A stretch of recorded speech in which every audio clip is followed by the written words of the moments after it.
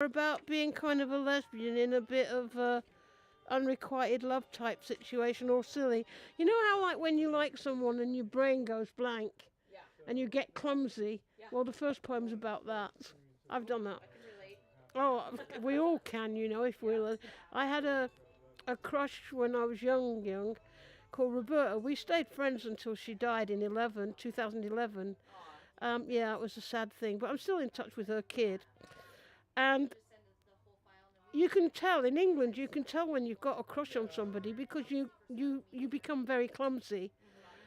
And I went in and I said, "Hey," there she was, and I sat down and missed the chair completely.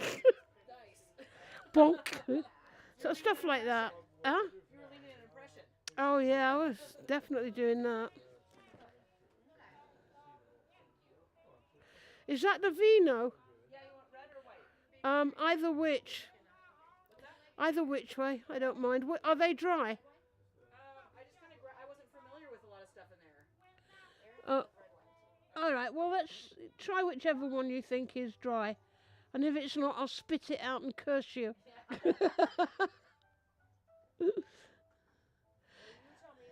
Is anyone coming? I'd feel so bad if no one came.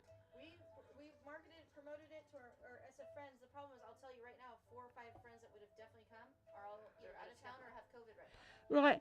I'm just wondering if they look and say, and it says closed, which it did. Yeah. Cheers. Well, I'll read to whoever's here. Michael White is supposed to be here. Yeah. Because when I told him about it, he was excited. Matos.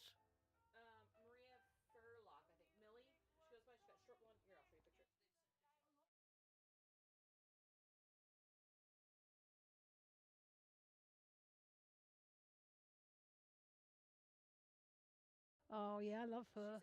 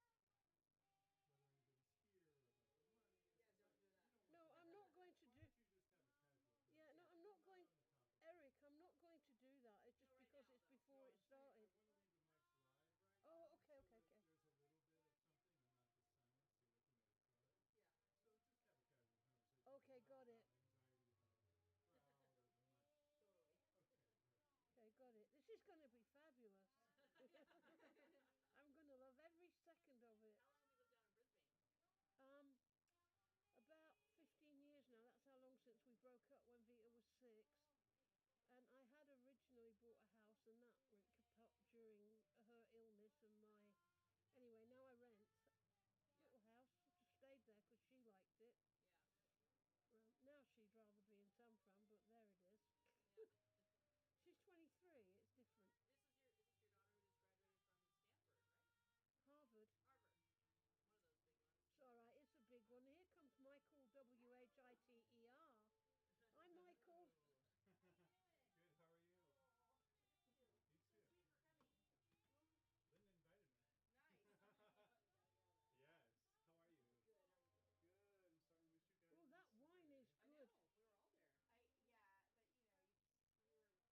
Yeah. yeah. She Yeah. loved it. Hi. Come give me a hug, you monkey. How are you? I'm good. How are you? Thanks for inviting me. I'm glad I did. How I are wanted to you? see you. I'm good. How are you, my darling? Good. Good. Yeah, you look good. I like Thank your you. t-shirt. Oh, thank I love you. Dave Matthews, by the Yeah? way. Yeah, You do? good band. Yeah, they're great. Yeah, do you know the story about Brandy and Dave Matthews? No, are they having a So- secret What? affair with each No, other's God, wives? No, but I'm kidding. Brandy was performing on a smaller stage at a festival, and he drove down on his golf cart because he was on the main stage, and then he saw her and he said, "I need you to be on stage with me." So Ooh. she joined him on the main stage, which gave her a lot of exposure. You cannot listen to Brandy and not be completely, immediately taken in with that That's how we talent. met? Is that what you're telling us right now? Yeah, Wow, I did not know this. yeah, yeah. That's Wow. pretty I've cool. never been there. Well, You haven't? I lived up on Monterey Boulevard for That's right. a We while. talked about that. Yeah. He used We to were be in a from different Topaz. location when we lived here. Oh, okay. But no, the best bookstore. Nice. Yeah, such a yeah. great bookstore. Yeah. You know, just this Elton John thing. You know, when I was a tiny baby girl, like I might have been a year and a half. Elton John was a tiny baby boy down the street from us. Only his name was Reggie Dwight. Reginald. Dwight, Yeah. and him and his mum lived there, and I don't remember it. And Mum said, "Oh, we used to live near them."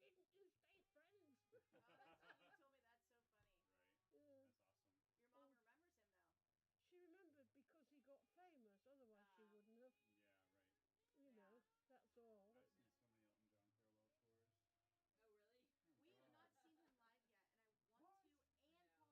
I want to see them I while saw we the can. I have. Beatles in Lincoln Drill Hall when I was 15, before they were famous, and it cost me the equivalent of 10 cents. Wow. My first. I have all my concert tickets. Yeah. Yeah, I us have a- too. I have a I got a box. box. Yeah. And my. I think the first time I saw Elton John, I paid $14. Wow. No. That's crazy. Tina Turner, like yeah, $16. No, I haven't seen that. Stevie Nicks, have you seen her? Well, you're never gonna Sure. see Tina Turner. Yeah. She's out. Yeah. Stevie Nicks, yeah, sorry, she's gone to Mass when I saw her. Oh no. Bummer. Oh God.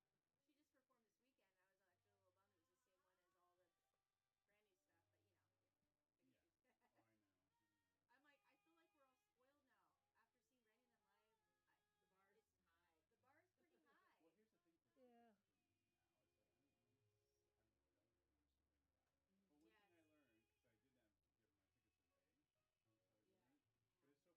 It was the same one as all the Brandy stuff, but big Yeah. issue. Oh, I know. I feel like we're all spoiled now after seeing Brandy and them live. The bar's It's high. the bar's pretty high. Well, here's the thing for Yeah. tickets for me now. It's like I don't want to kind of go to something like that. But one thing I Yes. learned, because I did have give my tickets away, so I Yeah. didn't. But it's so We funny. gave our LA Greek ones away too because it's just like I missed the VIP for the Greek, and I couldn't get it. It was sold out. I want we to didn't do get that there at in least time once, either. It's you too know? expensive. I would really like to do that. $150 and then get a picture with her. I'm like, I kind of feel the same way. And it's although already Deanna did. it's already expensive. Like you pay and what you pay for the shipments, it should be a thank you to in my I know. opinion. I mean, someone from some stuff on it should be fine, but Yeah, but like give do me suggested give me donations then. give me Like a autograph But on my ticket. let or collectors something. go as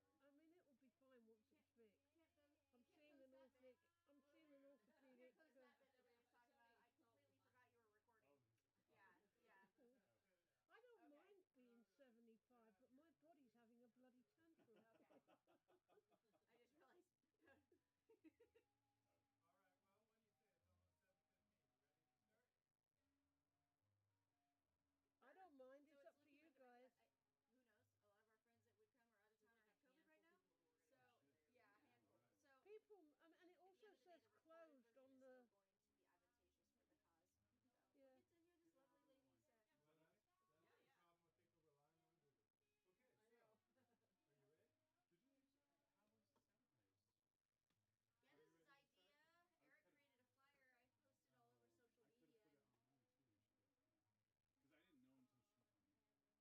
advertised? Yeah, Are this you is ready to start? idea. Eric created a flyer. I posted all over social I could have media. put it online too. We should have. Because I didn't know until she told me. Yeah, I posted it on all the social media a few times. I know it's on my poetry page about 9 times. I was really Are we happy ready to see that. stop worrying about that and start the reading? Yeah. What do you think? He's Okay. like, let's go. So I'm gonna. Just tell me when. So if everybody could like chill for a minute, so we have less chatter getting this going. Yeah. So now we're gonna get this in You can front of tell you. me when to start, all right? Certainly will. Let's put this in front of you first of all. Okay. Okay. Is that okay? Mhm. Okay. All right. I'll turn down the music. Billie Holiday. You say a word or two before you start reading the first poem.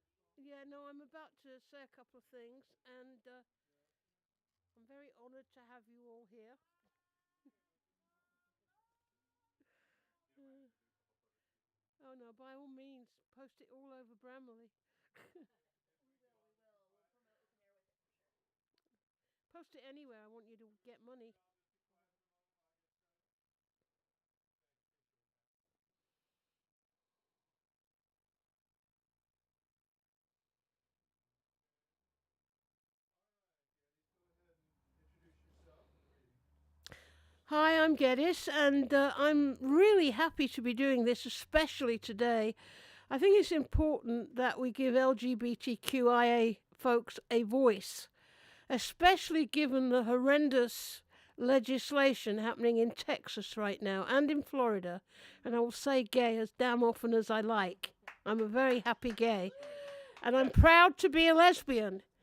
And my poetry right now, it's not about my poetry right now, it's about the voice and about open air press, which you will hear more about in a few seconds.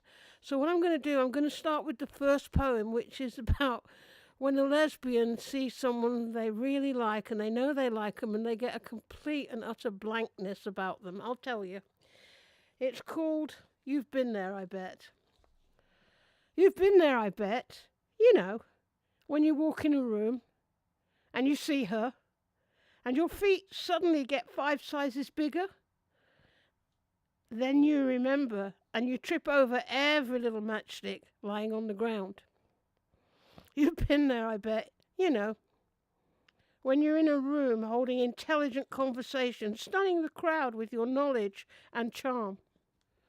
When she walks in, the one, who sets off all your many alarms, and you suddenly find that your brain has taken a sudden vacation, and the words coming out of your mouth are blurry, monosyllabic, and somehow strange.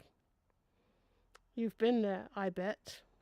You know, when she walks into any space that you're in, and your hands suddenly come to life, knocking everything breakable onto the floor. And you wish there was a way to sneak out of the door, wishing she knew. The graceful, articulate you, the one who disappears every time she comes into view. You've been there, I bet. Been there. My second one is a question we ask ourselves: what do I want? And it's pure unrequited love. And we know lesbians always have a bit of unrequited love going on in there. So that's what this is about. What do I want? I want to kiss you in the morning light. Hold you safely through the dark. What do I want? I want to marvel at the way my knees weaken every time I see your face. What do I want? I want to sit beside you, reading quietly, knowing that you're there with me. What do I want? I want to reach for everything I can never have, knowing it will be always an inch too far. That's that one.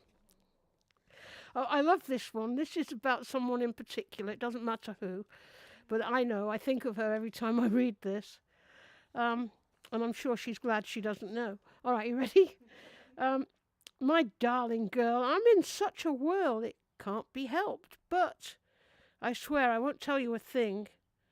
My darling girl, if I only could bring the moon and stars to you, although If I introduced realism to the plot, you would tell me that's a lot.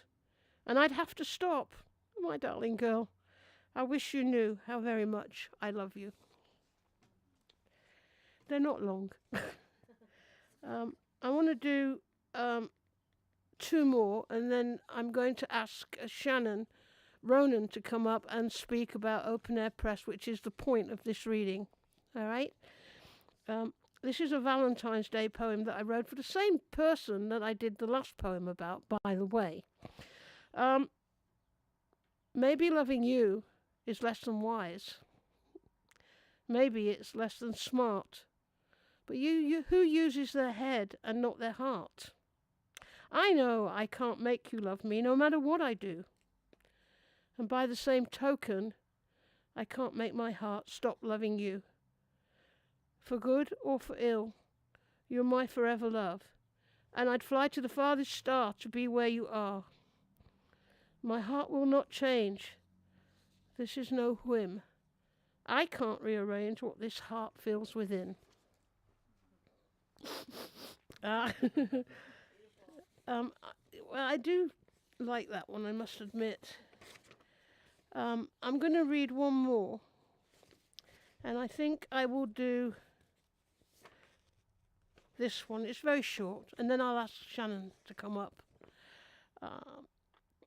It's more than a call when your Sorry, I'll start again. It's more than a call when your face springs into view on my screen. A fragile, weekly moment of time I get to spend with you. And it's more than I could hope for, and more than you could know how much those moments spent with you mean to this breakable girl. All right, Shannon, come on up.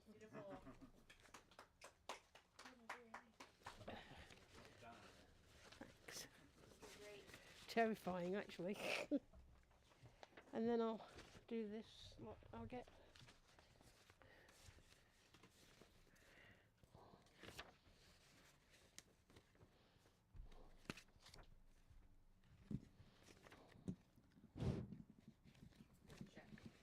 Check 1, 2. Hello, everybody. Thank you for coming. My name is Shannon Ronan. I am the founder of Open Air Press, which is a new publishing company centered around publishing with a mission, which is to illuminate marginalized voices in our society. And the idea came to me on a road trip last year to a Brandy Carlisle concert, actually.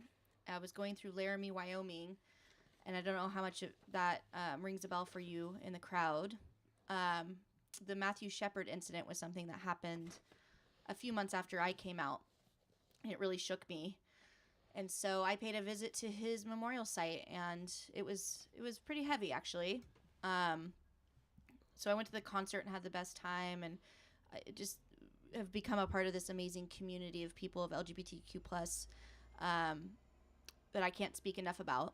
And with a lot of them that we have met, they all have these different beautiful coming out stories that I have been privy to hear that are very moving and inspirational.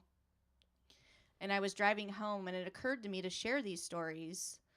I thought it could be very healing for people to share them, and to also those people going through it today, knowing that they're not alone and that it can get better, and that there's a community on the other side. And, you know, so that was kind of the spark of it all. And I decided to create a publishing company to move this idea forward. And, you know, it's definitely, it's the book that I always wished that I had. So, you know, another piece to this also is, you know, along the lines of publishing with a purpose, is we're going to be donating a percentage of proceeds to the Matthew Shepard Foundation, because of the beginnings and the idea around it, but also to the Looking Out Foundation, which is another amazing organization that you should all familiarize yourself with for all the things that they support. So, you know, we're really excited to get this book out into the world and to give voice to this community. Illuminate marginalized voices is going to be the centerpiece of this publishing company that I started. So starting with coming out stories, there's a whole lot of marginalized voices out there. So, you know, anything from immigrants to Black people to, you know, women to, you know, there's a plethora. So this is just the beginning. We're very excited, and we're really thankful to Geddes here for being willing to share her poetry tonight, to Eric here at Bird and Beckett Books and Records for willing to host this. We can't say thank you enough. So thank you all for being here. And, you know, it'll be out in stores soon, so please look for it. It's called Coming Out Together, a collection of short memoirs on the LGBTQ plus experience. So thank you. Oh, and if you would like to submit a story, we are still collecting submissions as well as taking donations to our GoFundMe campaign to give this book wings until August 1st. So thank you so much. Thank you, Shannon. That's fantastic. I'm very influenced at times by Brandi Carlile's lyrics and music. They grow the feels in me, let's say, and I can write poetry that has nothing to resonate in terms of what she's saying, but in terms of what I'm feeling about what she's saying, that totally resonates. And I recommend highly giving to Open Air Press and to Looking Out Foundation. I do a lot of stuff on that. So far, not much, but let's see, all right? I wasn't going to read this one from my book, but I'm going to because you mentioned Matthew Shepard. And so I want to read this. The death of Matthew Shepard was, and should have been, first headline news. It was awful. And I was at school, and I can't tell you how that made me feel. But there were also 2 women who were murdered and decapitated in Northern California that made no news at all. So this is a poem I wrote about that time. I don't know if it's structurally a poem that is great, but I like the poem because of what it deals with. Yeah? He's not the first to die unencumbered in an empty street. His death echoes through time and resounds inside my soul, leaving hatred's imprints like footprints in the snow. Not lovely, but sludge, murky and indistinguishable from all steps that went before. This will not be the last time that someone lies bleeding in a gutter left like rubbish that has missed the dustbin. Now discarded, a once treasured beloved, empty now of spirit, finally meeting a destiny undeserved and unrequited. His lifeless form joins the headless bodies of 2 women who did nothing more than love, and intertwines with countless others who lived their lives unabashed and unashamed. And in their death, new life begins, for we still live and we will love and fight beyond the poison that eschews itself in rhetoric deemed to be godly. And I made a dedication. This poem is dedicated to Matthew Shepard and the many other lesbians, gays, and transgendered people who have suffered and died as innocent victims of the mindless hatred, fear, bigotry, and prejudice that unfortunately exists in the world today. Beautiful. Thank you. Now, just to make it a tiny bit lighter now, because I know that was heavy, but I felt after you mentioned him, that would be a good time to, I did clip this, but I don't know, page 25 it is, I think. I want to read this. This is called Knee Deep in Love. You can't be knee deep in love. You have to wade in all the way. You have to move into the waters, away from the shallow end, where it feels safe. And go in, all the way in, until your head is covered and your hair is completely wet. You can't be knee-deep in love. You have to take the risk and learn to float on the water and plunge, dive, jump as far in as you can to reach the depths of all that love has to offer. You can't be knee-deep in love. You can't. So that's that one. I'm going to do one that just follows on from that, and then I'm going to read a poem I wrote for my dad for Father's Day in the memory I have of him. It's funny how we fall into love. We tumble, spin, somersault, head over heels into something we cannot be sure is right. Sometimes love is more wrong than right, and sometimes it's both wrong and right all at the same time. How crazy is that? It's funny how we fall into love, diving headlong, perfectly blind into a deep emotional puddle that we may or may not pull out of. It's funny how we fall into love. Rubber-limbs, inane thoughts, complete takeover of heart over mind, with senses completely in tune and totally awry and off-key all at once. It's funny how we fall into love, floating through space and on, into everything and nothing, a world and a star all at once. This one I wrote for my dad, and then I have a couple of London poems that I thought you all might enjoy. Shut me up if you don't, and I'll... yeah, this one's called Two Toilets. And it's part of something that my father would have found very amusing in his life. We were very working class, and we only had one toilet, and it was all the way back in the garden, and it was his refuge from the world. He disappeared into there for hours. I don't know what he did. I don't want to know what he did. All right, so Georgia O'Keeffe sits calendar style across the white wall of my office, and two bathroom toilets reproach my past with lids closed and nightlight glowing. And I see my father's footsteps down the garden path, paper clutched in one hand, large tea mug in the other. All kinds of weather, an escape to the small brown room at the foot of the garden. A singular pleasure, perhaps, T&P among the vegetables. And here I sit with two toilets in one house. I can hear him laugh at the thought. The CD player sits rejecting all of the 78s of Caruso left to me, as well as a forever love of music. Funny how they haunt you. Alive or dead, they're there, in the cracks. And Caruso sings with my father's face, locked lips pulling on an old woodbine, smoke swirling to the ceiling. And here I am in California with Georgia O'Keeffe and two toilets. Woodbine's an old cigarette for working class folk, and it's a bit of a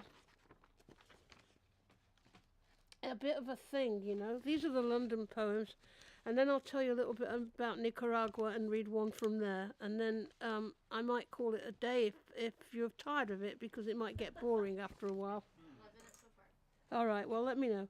So this one is called I Know Why I Like Adele. I know why I like Adele. She reminds me of London parks. Sitting in the cold, feeling the bite. Laughing as bad cider goes down your throat, playing football. Singing songs, commenting on all the world. Adele reminds me of biting winter and sunny, carefree summers. Adele sings, and I forget the pain of young love. And I remember it all at the same time.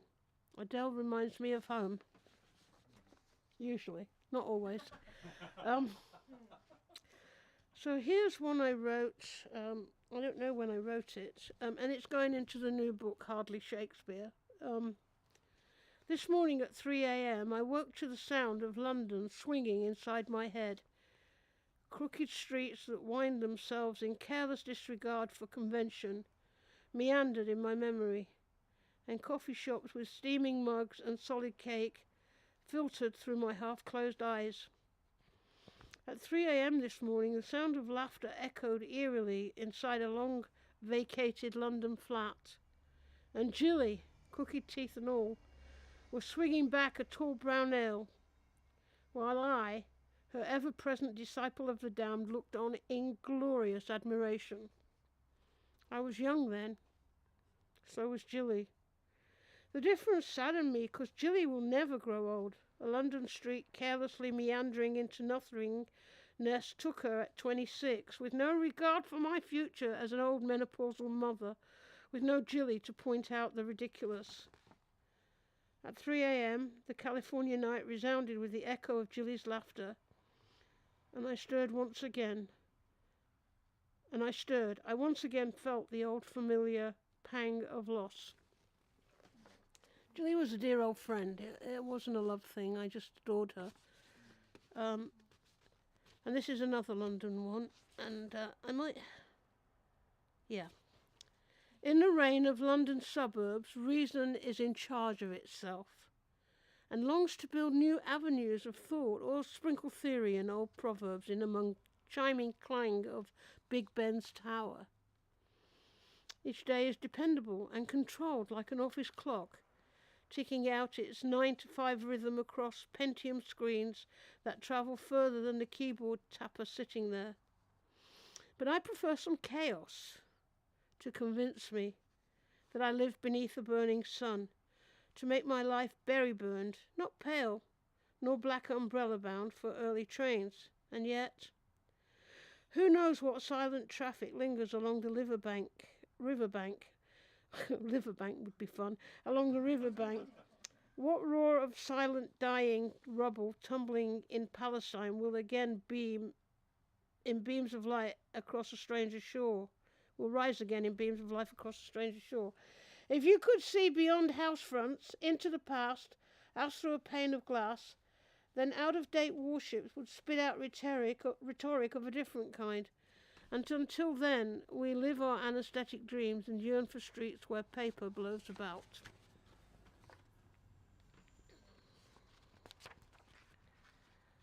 I'm not going to read that one. This one's about Cordelia. And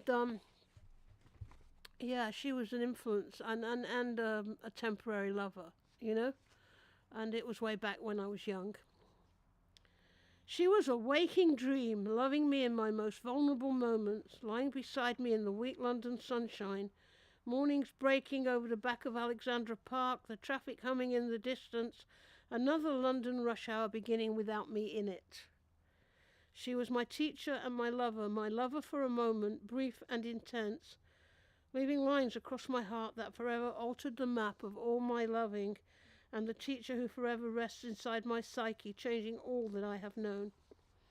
And her weakness became my nemesis, loving the tears and wanting to dry them. Through the long strolls along green lanes, chased by buses and wet puddles, splashing stains on my trouser legs, but not caring what the day did to me, as long as I could make her smile. She lived inside my soul, a forever love, never to be forgotten or ever really left behind. And her goodbye became my moment of pure definition. She was storms in summer and tumultuous heat in winter, her voice an echo in my ear, the rhythm to which I danced, and Chris Williamson playing in the background for her serial monogamy and her alcohol, confusing all the moments we lived within. Her needs were too complex for this simple soul of mine. I never really understood how to give her what she wanted. I never knew that I could not fill the space that time and circumstances had created before she ever heard my name. Looking back on Cordelia is not as painful as it used to be. I do not think of her now as I wake each morning in the arms of my lover. I do not fill her face into all the blanks that need to be filled. Her voice no longer speaks inside my heart, quickening my mind into details that it sketches in the mists of Avalon. But she lives inside of me, in all I know and all I feel. Looking back on Cordelia is something that I thought I could never do. And yet, here I am, looking back on her and the map that makes my heart. Thank you. It was, anyway, heartfelt. I'll do a lighter one, and then I'll pick something from Managua and War, and then I think we can round it off, right, with that something. Oh, I'm glad you are, because I don't really know. It's very subjective when you have your poems, and you don't always know what will resonate, you know, and different things resonate with different people. Oh, thank you. So this morning, around 3 a.m., I woke to the sound of... I think I read this one. I did. Let's forget that. That's a copy. Well, it's all right. This is about war. Yay. And then I got to go back and find the Nicaragua ones if I can. I think I went out a turn on them. A concussion of guns woke me in the wee hours, and as avid reporters talked of strategy and trickery, while the dark covered mosques, minarets, and churches, and mothers folded babies into beds as dictators surrounded themselves with more than logic. A concussion of guns woke me this morning as I watched the sun come up over the bay, and once more I worried my way to work with you.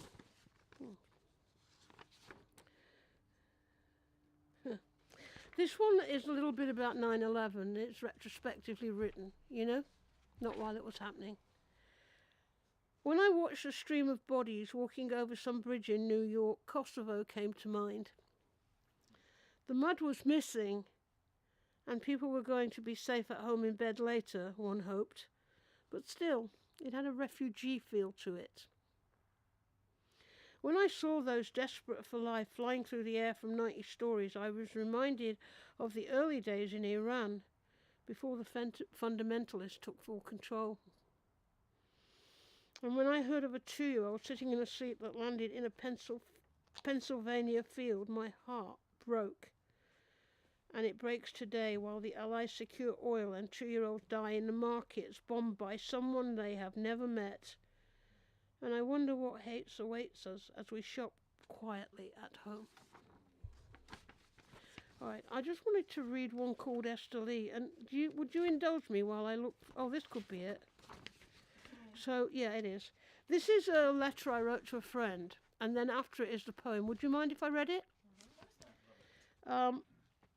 When I was in Nicaragua, there was a lot of danger around. It's odd to think of now. The roads were mined, lots of buses blown up, lots of lives lost. I was scared a lot, but I really didn't let it stop me doing what I wanted to do. Travel was long, arduous, and uncomfortable.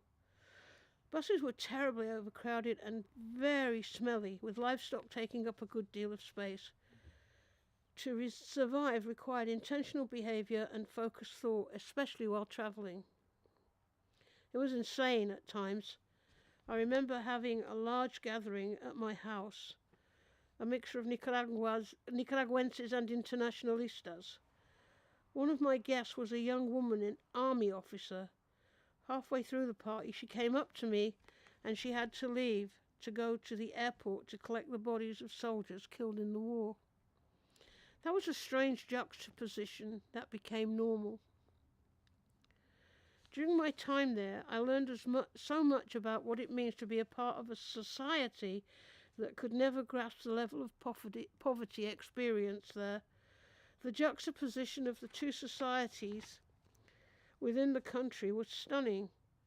One day I'd be visiting shanty-style towns, and the next I'd be meeting with Rosario Murillo, Michel Nagli, and Gioconda Belli, 3 of Nicaragua's major poets. They had asked me to translate some of their poetry. I was intensely flattered. I'm easily flattered. Rosario was the wife of Daniel Ortega, the president. The availability of food and comfort at the Hilton was incredible, a different world to the family I lived with. I took them there a few times to swim, and we took bags of food away from the buffet to have at home later. I interviewed some very high-profile people, including the woman whose husband's murder set off the revolution. She was called Violeta Chamorro, and would herself become president some years later. It was one of the most complicated and difficult places to live. It was also one of the hardest places to leave. And then I go on with some personal stuff which you don't want to know, and a little bit about COVID. That's how recent I wrote this letter, but the poem is older.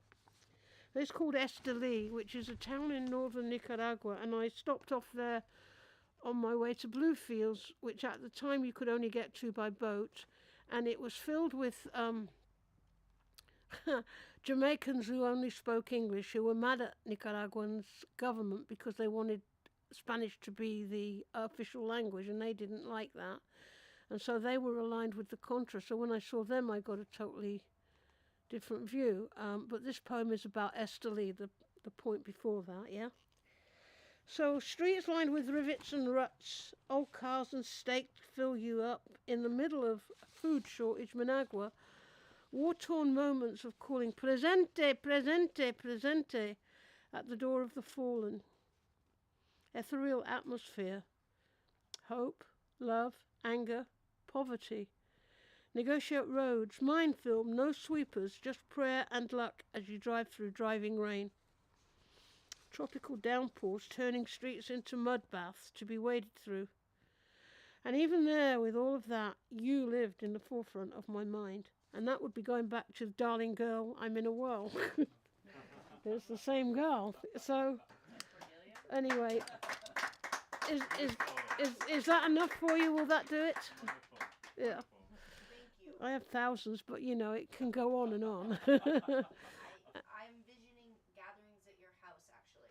Oh no, that would be cool. I'd love that. That would be cool. Yes. Yeah, no, just let me know. Let me know, and I will definitely. I'm happy enough to do that. I'm very social. It's just a pandemic changed a lot of things on that, didn't it? Yeah. And I find myself in a strange situation where I can hardly walk because of a stupid injury, and the pandemic stopped all of the gatherings that we had. Right. And so it's a little more tricky. And of course, my kid's in Boston now, and when she was younger, I was a renowned local chef to the very young.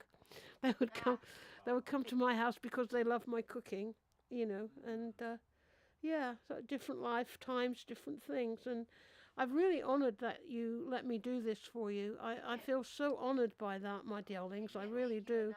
That you brought this to us, and that Eric was willing to. Yeah, and I hope it works, and I hope we can do it. The word will spread differently. It's okay. It's a different, you know. How about a concluding pitch to the live stream audience for donations to the All right, what would you like me to do? press? Yeah, say something to conclude. All right, so The GoFundMe information is on the screen.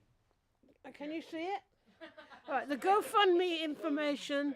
The GoFundMe information that you will need to donate to Open Air Press, and if you so wish to Looking Out Foundation, but Open Air Press is what we're working for right now. I think that would be marvellous. It's why I read the poetry, not to increase my visibility or fame, which is non-existent, frankly.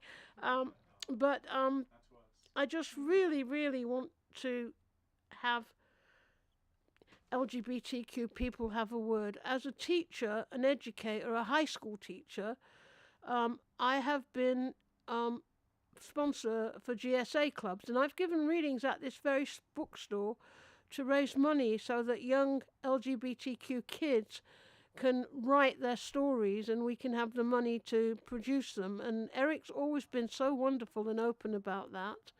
And so I've done that for that reason. I've never done a reading to put money in my own pocket. I don't think I could. But I'm just happy and honoured to be here representing this amazing cause. Thank you. Thank you.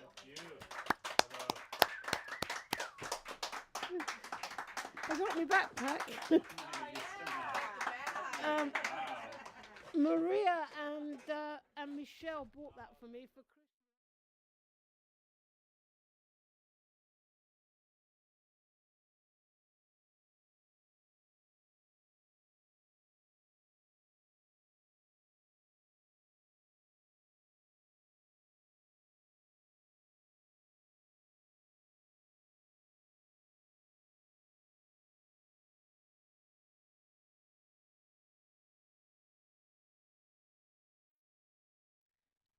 She was just so. The thing about Maria that I really like and will always love is her joyousness. She's very real, very joyous.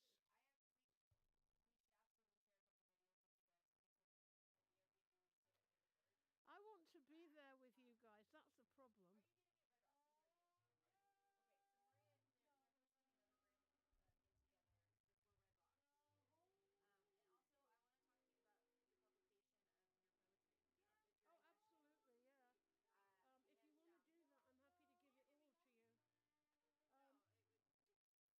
Um,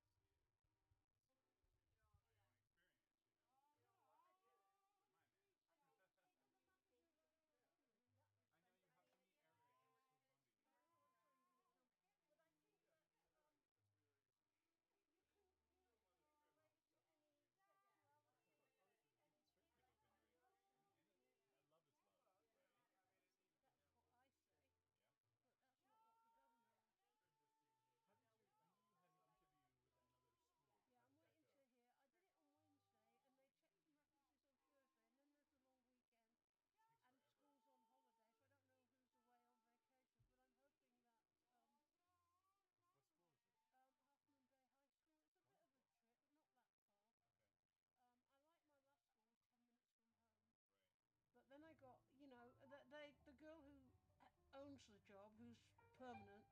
Nobody wants her, they wanted me, but she's coming back and I have to move out because she's permanent.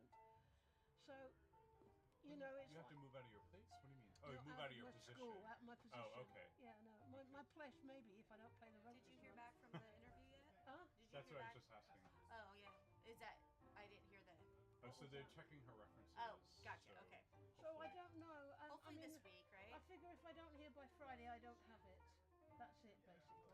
I'm going through the same thing. I've been looking for work. The And, process of all that is tedious. well, there's an article in the Times about how many employers are getting ghosted employees, but they're also employers are ghosting the applicants. Oh, you never get a response if you're not No, and, accepted, and that's you don't not have a fair. way to contact anybody in HR. Like in the old days, she's like, "Hey, this is Michael.